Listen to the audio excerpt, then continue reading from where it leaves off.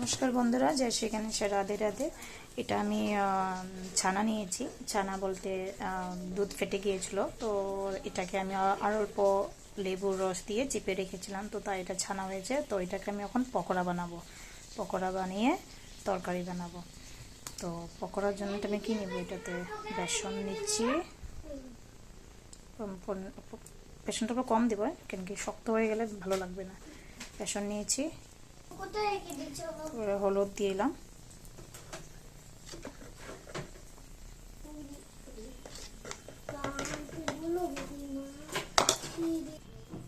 আমি এবার নুন দিয়েছি। এখন আমি এগুলোকে পকোড়া বানাবো। আমি এখন মিক্স করে নিয়েছি। এখন আমি এগুলোকে বড়া বানাবো, বড়া বানিয়ে তরকারি বানাবো। দেখতে পাচ্ছ বেশ কয়টা বড়া হয়েছে। আমি এখানে আবার বেশ বড়া কয়টা নামিয়েছি। আর এখানে হচ্ছে, এই দেখুন বড়াটা হচ্ছে।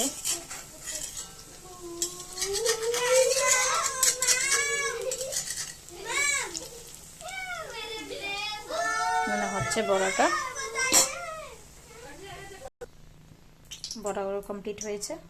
এখন আমি আলু ছেড়ে দেবো। আলুগুলো ধুয়ে নিয়েছি। এখন আমি ফোড়ন লাগাবো। এখানে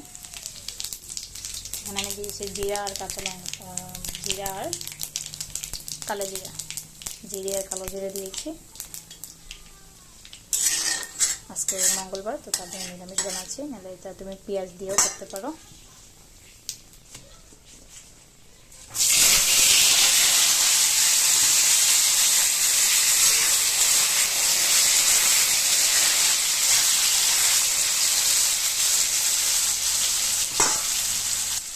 হলুদ আর লবণ দিয়ে ওখানটা ঢেকে রাখবো নরম হওয়া পর্যন্ত। হালকা হালকা ফ্রাই হওয়ার পরে এটার মধ্যে আমি মশলাটা দেবো। তো আমার এখানে আলুগুলো আধা ভাজা ভাজা হয়ে আসছে। আর মশলা বানিয়ে নিয়েছি। মশলার মধ্যে আমি দিয়েছি 4টে কাঁচা লঙ্কা, 5-6টা কাজু, জিরে পাউডার আর ধনে পাউডার। বেশ এই কটি মশলা দিয়েছি। মশলাগুলোকে দিয়ে দিচ্ছি।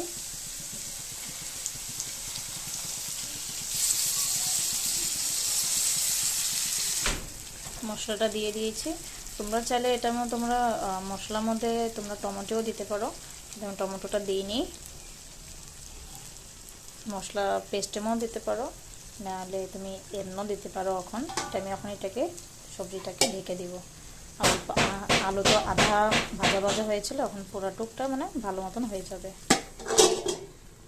তো বন্ধুরা, এটার মধ্যে আমি অল্প মরিচের পাউডারটা দিতে আগে বলে গেছিলাম, এখন আমি দিয়েছি। আর সবচেয়ে মেন জিনিস এইটা, নিরামিষের মধ্যে সবজি মশলা দেখতে পাচ্ছ, সবজি মশলা। এই জিনিসটা দিলে নিরামিষ সবজিটা খুবই সুস্বাদু হয়। তার জন্য আমি নিরামিষের মধ্যে এই জিনিসটা ব্যবহার করি। এটা দিয়ে দিয়েছি, লাগিয়ে নিব।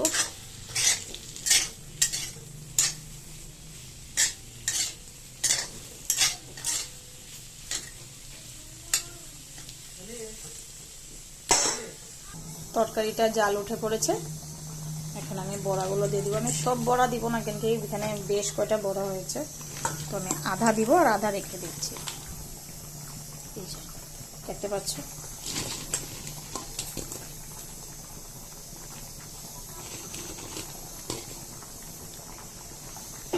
বেশ কয়টা আমি দেবো না, কয়েকটা রেখে দেবো।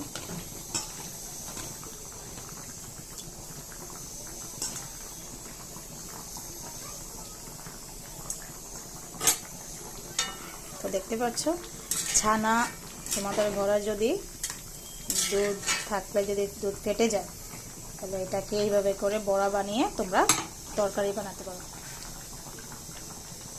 তারপরে এটার মধ্যে দেবো আমি গরম মশলা। লাস্ট মশলা রয়ে গেছে, এটা হলো গরম মশলা। তো বন্ধুরা দেখতে পাচ্ছ, আমি এটার মধ্যে এখন গরম মশলা দিয়ে দিয়েছি। তো আমার রান্নাটা এখানে শেষ। অল্প আমি ঘি দিয়ে দেবো এটার মধ্যে। শেষ রান্না।